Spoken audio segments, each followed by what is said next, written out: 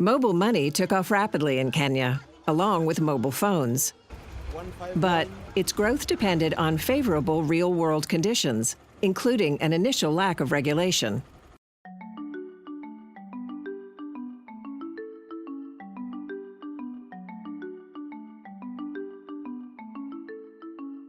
Nairobi, Kenya. It took 60 years following the invention of electricity for it to become widespread here. It took cell phones more than 15 years to reach 70% penetration in the United States. In Kenya, about 8 years to reach almost everybody. And Kenya's M-PESA mobile money payment scheme reached 80% of households in 4 years, and now seems almost universal.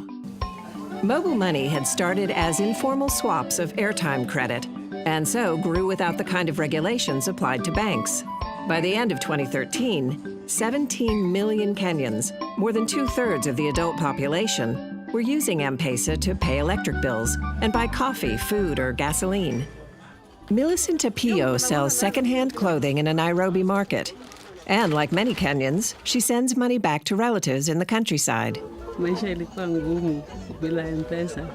Nilikuwa labda upate mtu kama ni nyumbani, upate mwenye anaenda nyumbani, umpatie, na pengine hiyo pesa haifiki, labda atakuwa ni mzuri, kwetu na pesa, ule pia kuna simu. Sekunde tu, bonyeza imeingia. Kuna shida, dakika kidogo. By 2013, M-PESA was handling transactions worth about $22 billion, which, astonishingly enough, was about half of Kenya's entire gross domestic product. Mobile money and electronic transfers are also important parts of an innovative approach to international aid. One philanthropic group, Give Directly, uses satellite imagery, extensive groundwork, and the latest digital technology to identify some of those living in extreme poverty. We have a staff of about 60 people. That includes field officers, administrative staff. And we also disperse a lot of money. We target around 10 to 15 million every year in US dollars. Qualified recipients can receive up to $1,000, with the choice of how to spend it left entirely up to them. Because the M-PESA system is very robust in Kenya, that's one of the reasons why we started in Kenya first. Give Directly has a careful series of steps to identify and register potential recipients like this one in Kendu Bay. If all goes well, a new recipient is enrolled and a future cash transfer is put in place. It means using electronic payment systems to solve the last mile problem and get to our recipients. We exploit technology in ways that we feel are critical and innovative and that really enable us to scale up the model widely.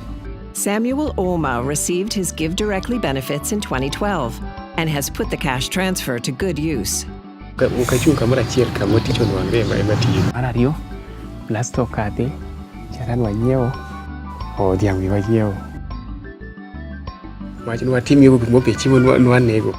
Directly takes a very recipient-centric focus. For us, that means taking decision-making power and putting that back in the hands of actual recipients.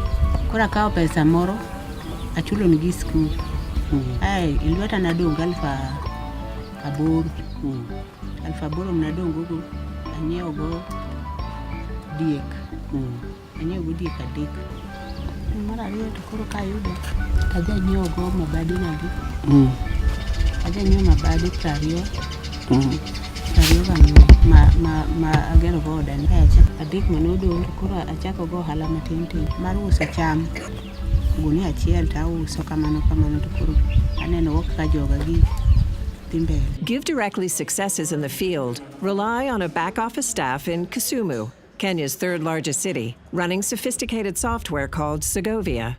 The other thing is, with Segovia having been designed in such a way that it works very closely with M-PESA, it's very easy to make the payments at the end of the whole process. Give Directly has now been operating in Kenya for 5 years and has proven the value of its innovative and even disruptive approach to international aid. Being poor does not mean you're stupid, it just means that they don't have the same kinds of opportunities that the rest of us have. The current technology that exists in the world enables us to deliver cash in a very cheap and transparent way. We feel like cash has the potential to take the aid sector and make it a more efficient, well-functioning, impactful space. And I think the prospect of having impact on that level is tremendously exciting. In Kenya, mobile money was a financial innovation that rapidly transformed the national economy. It led social entrepreneurs to push for greater efficiency in distributing aid. And in turn, that promoted inclusion for some of those living in extreme poverty.